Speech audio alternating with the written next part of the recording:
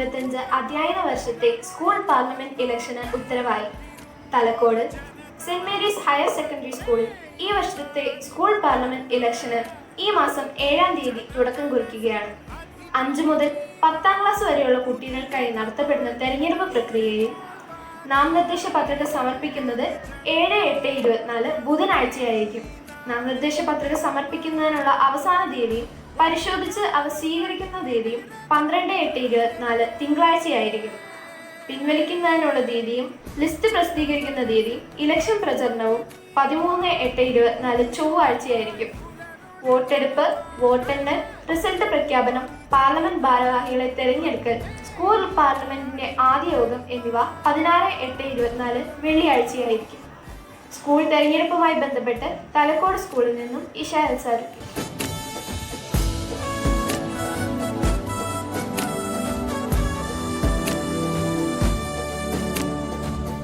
പതിരും മലരും കതിരും തിരിയും നാളെ നാടിനാഥൻ കൂടെ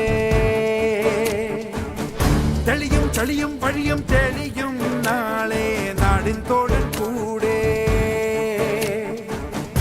ഒരു പുതുയുഗമിതിലെ. നമസ്കാരം, ഞാൻ ആഡം ഷിജു പോൾ. 8 ക്ലാസ് ലീഡറായി എന്നെ തെരഞ്ഞെടുക്കുകയാണെങ്കിൽ ഒരു ക്ലാസ് ലീഡറിന്റെ എല്ലാ ചുമതലകളും ഭംഗിയായി നിർവഹിക്കുവാൻ ഞാൻ ശ്രമിക്കുന്നതാണ്.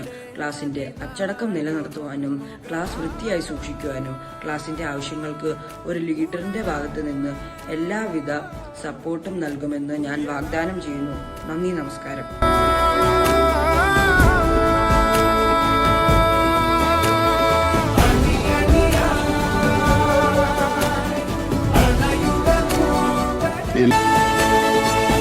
ജനമനസിൻ അധിപതി നീവാ, പുതുയുഗമായി പുലരൊളി പോൽ വാ.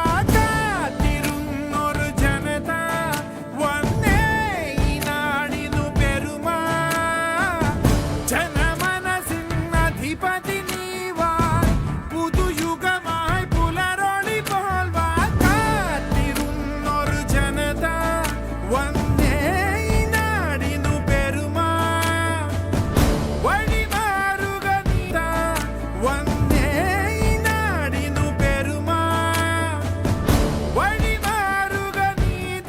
നമ്മളിപ്പോൾ നിൽക്കുന്നത് UP വിഭാഗം കുട്ടികളുടെ ഇലക്ഷൻ ബൂത്തിലാണ്.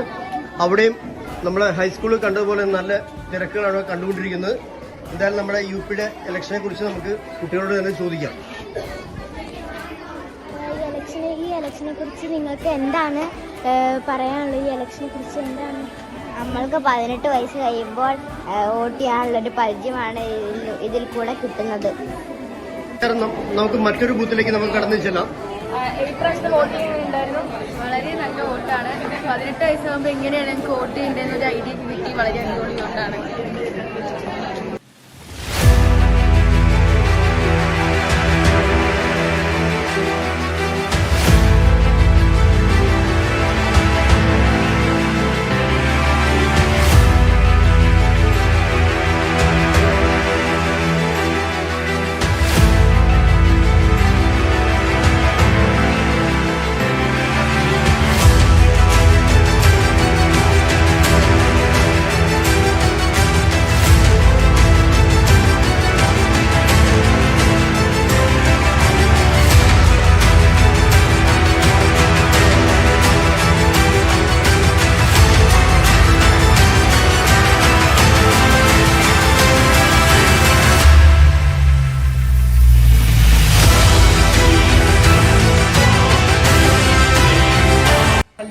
ടീച്ചർ കണ്ടു കാണുമല്ലോ.